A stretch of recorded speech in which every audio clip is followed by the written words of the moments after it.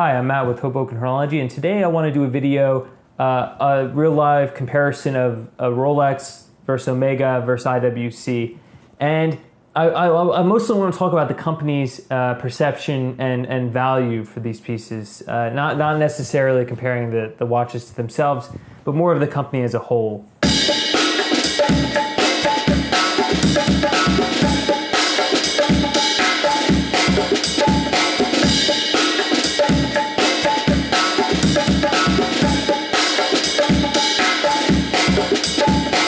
Here we have three watches. We have a Omega Speedmaster, Man on the Moon. It's a Speedmaster Professional, and this is from the early 70s.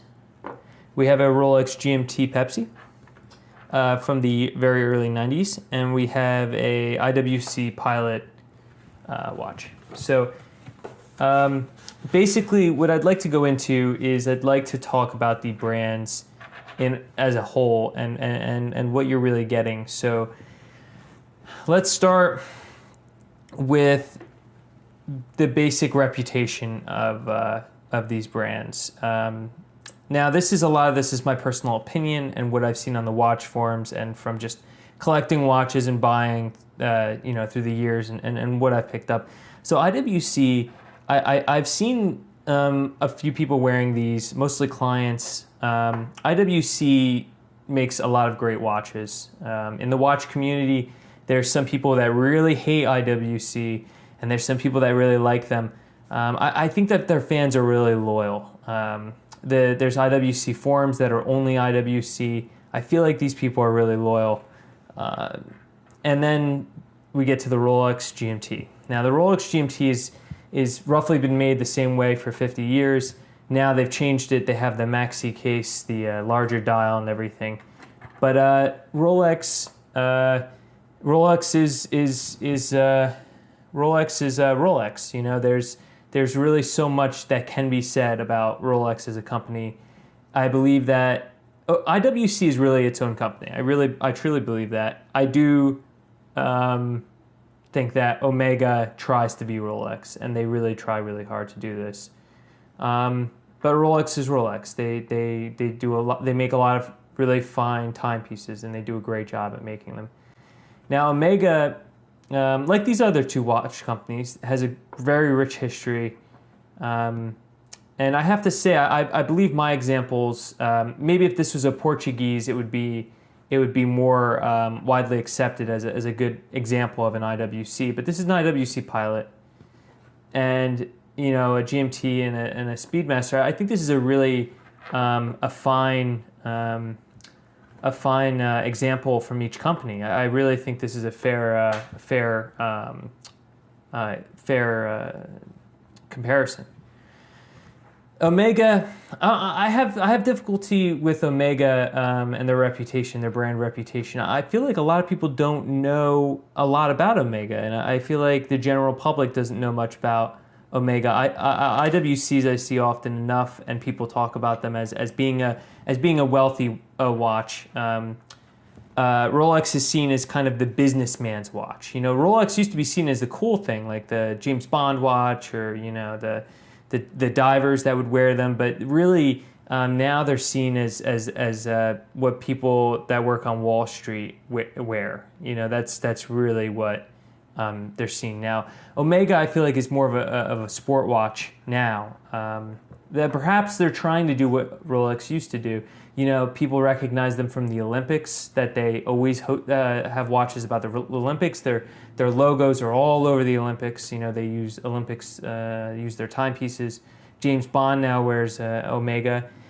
And it really bothers me when people buy new Submariners and they talk about how much it has to do with James Bond, when really, Omega, I think, has a huge presence in the Bond world, especially with the Spectre watch and the Seamaster that was in so many of the Pierce Brosnan films. Of course, someone my age would very much like and enjoy the Pierce Brosnan films, where most people like the Sean Connery ones. But I think Omega has done a great job with their reputation, or trying to build one, I should say. All right, so let's get into the value here. let's start with Omega. Omega, I think that you get a great value for your watch depending on the piece that you're buying. Now, if you buy a pre-owned Speedmaster, you're going to be able to turn around and sell it for exactly what you paid for it. It won't lose value. I can guarantee you the Speedmasters will only go up in value, especially when they release another version. You're going to do okay on a Speedmaster. I'm skipping the Rolex for right now.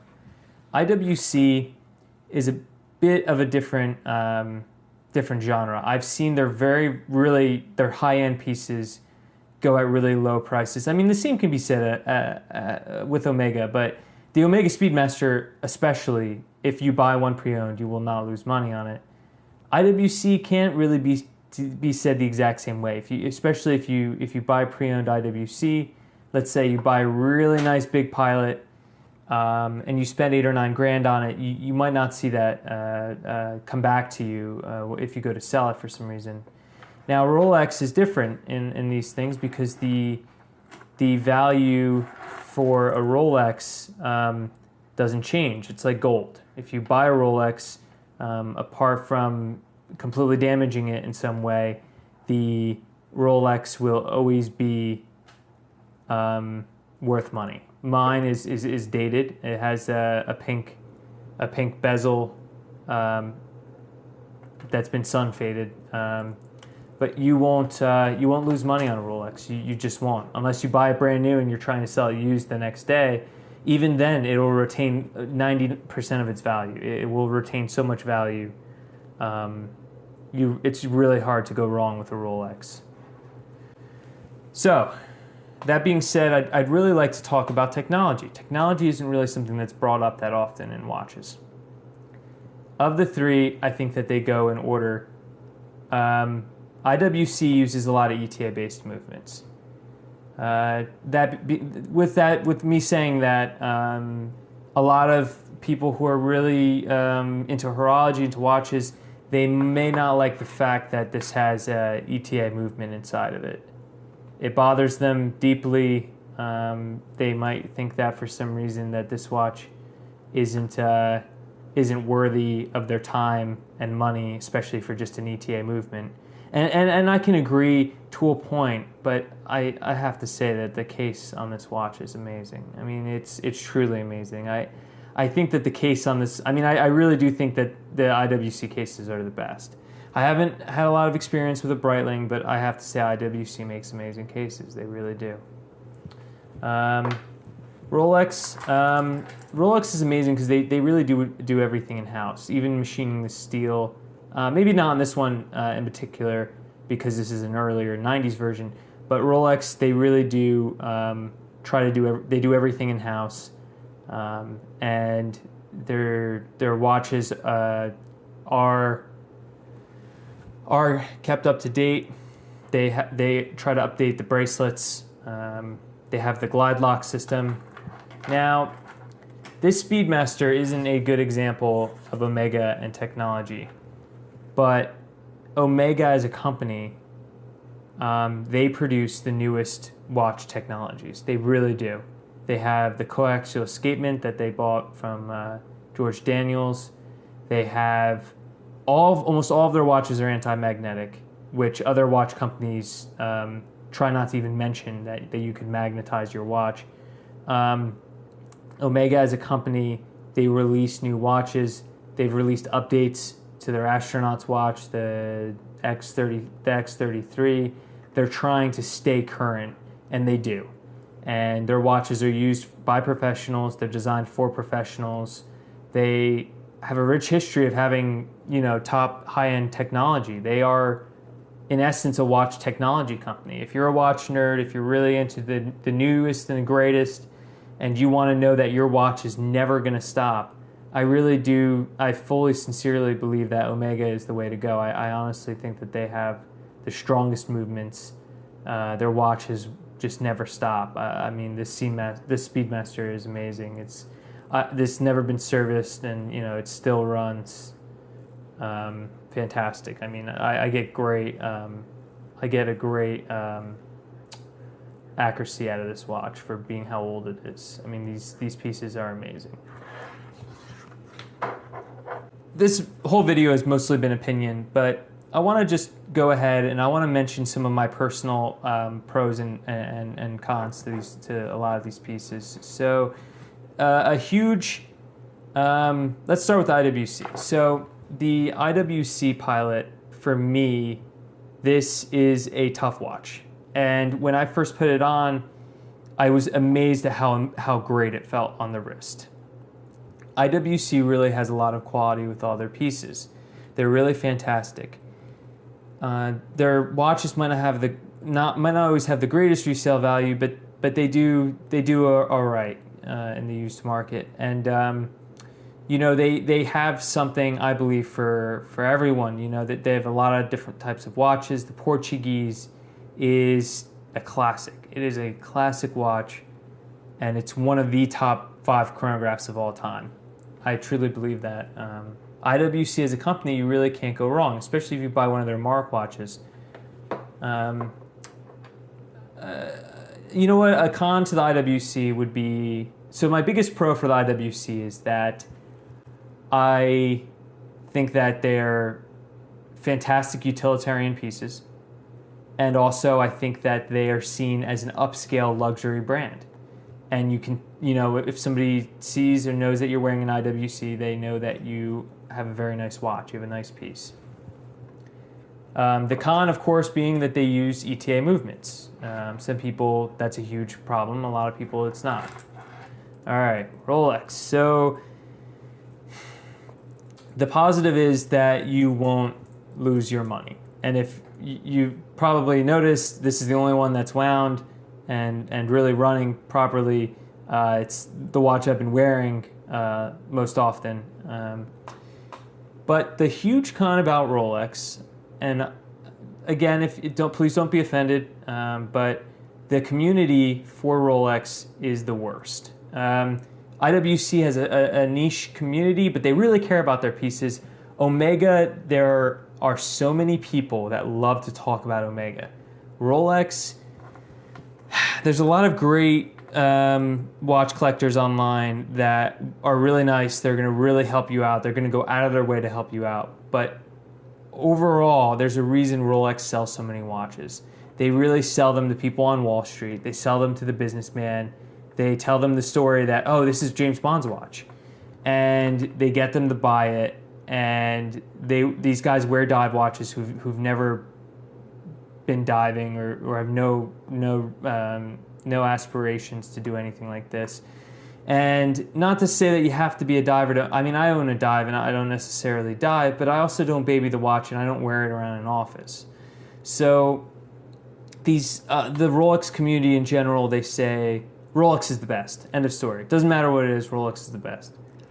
And that's the problem with even owning a Rolex. You know, I don't want to be seen as one of these people who doesn't know anything about the watch that they own. I mean, I really care about my timepieces and I really care about what I'm buying, and I don't care about somebody else's opinion of me because of what I'm wearing. But at the same time, the community, when you want to talk to someone about Rolexes, the community is in such a state of disarray. It's just so difficult to be excited about being part of that community. Omega, like I said, they're a breed of their own. People really love their Omegas, and I'm one of them. I love Omega, I really do, and I love the Speedmaster. I love the history that it has to offer, and I really do think it's a fantastic watch. It's the Speedmaster is one of the greatest watches ever made. I truly believe that. I would easily sell the two of these. If I had to pick one out of the three, I would easily stick with the Speedmaster. And I know I really said I wouldn't be talking about the watch, but Omega as a company, they make a lot of great watches, and sometimes they go a little overboard, especially with all the Speedmasters, and I think that's one of their problems.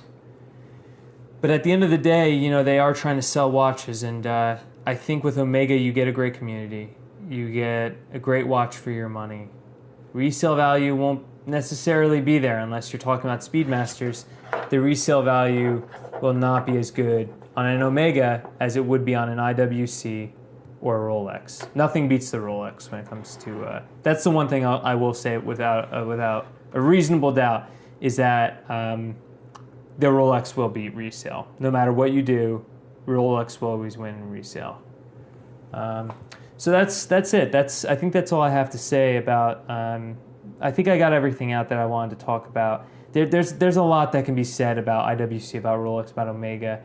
But you know, the way I see it is, you know, a younger person I think should really start with Omega. If you're really into watchmaking, I think you should be buying an Omega. I really truly believe that. I think Omega has so many new advances in technology. They have the whole Bond watches.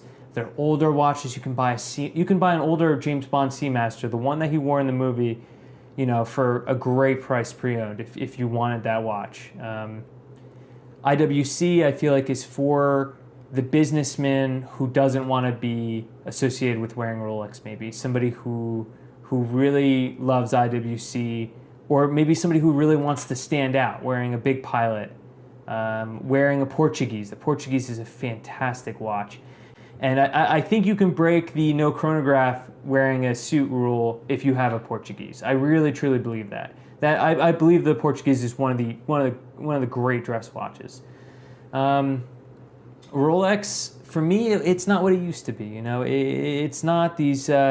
It's not. Rolex isn't designing watches for the army. You know, Rolex. I mean, maybe they are in another country or something like that. But Rolex, they're not doing what they used to do. They're not who they used to be because they're so big and they have so much. They get so much revenue. But Rolex is a great company. And Rolex makes a fantastic watch. And Rolexes are very expensive, and that's probably why you see, you know, a lot of businessmen on Wall Street wearing them. I don't want to be associated with that crowd necessarily, but at the same time, Rolex is a fantastic watch. You buy Rolex, you're not going to regret it. I can tell you that. But it's difficult. Are you an IWC guy? Are you a Rolex guy? I think that Omega, anybody can be an Omega guy. I think that everyone should have a Speedmaster in their collection. It's a fantastic chronograph, and it's got amazing history. That being said, Omega they make watches in every aspect. They're Seamasters, they're Planet Oceans, they're astronaut watches. Rolex, they do a lot of dive watches. They do a lot of business attire watches with the Datejusts and IWC. You know, 90% of their watches, maybe not their dive series, but 90% of their watches are for, you know, business attire.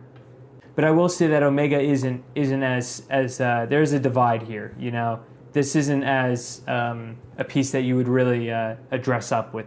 I think as much as you could with these two. You go to a really nice dinner. Or for me, if I'm meeting a lot of friends or something like that, I would definitely go with the IWC.